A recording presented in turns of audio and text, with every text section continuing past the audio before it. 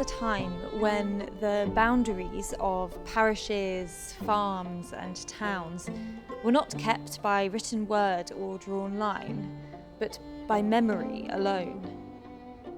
Our young hero Jack, a fine cap on his head, is walking his very first beating of the bounds, an ancient ritual, the oldest of legal ceremonies. This was to commit to memory which land was his, which was hers, which was yours. And Jack, he was to learn the land he would inherit.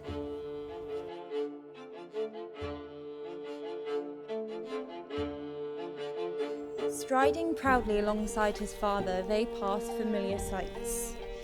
Farm, field, thicket, paths worn by hoof and heel. Until at the very boundary of the village, they reach a dense copse of trees where Jack has never been. A few paces into the thick forest, and Jack sees something that makes his blood run cold. A snout. A snarl curling over white teeth. Thick, black fur. There, in that thicket. There, between those trees. Something armed with paw and claw. Jack shrieks and runs as fast as his legs can carry him out of the forest and away from the beast.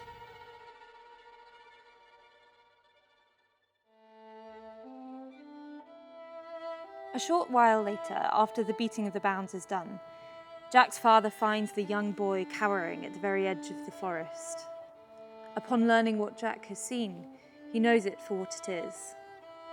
The black dog, a barguest, omen of death, and fearing that his son is now cursed, he sends Jack away, never to return.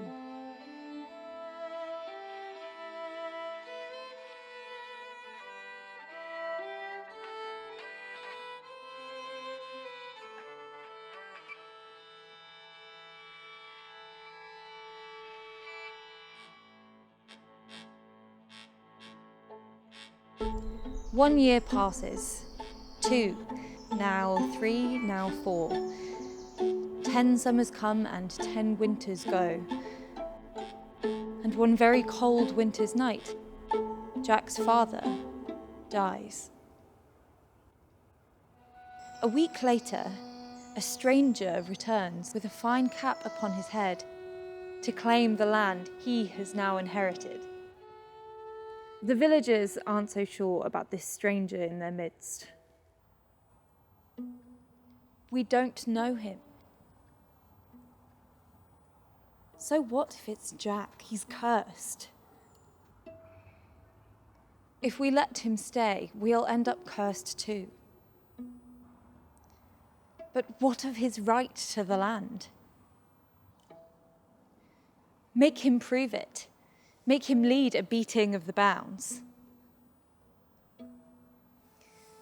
Jack knows full well the villager's challenge is impossible. He never completed a beating of the bounds. But what choice does he have? And so the very nervous young man begins the beating. He sets off first for familiar sights, farm, field, thicket, paths harrowed by hoof and heel, until the very boundary of the village and a dense copse of trees.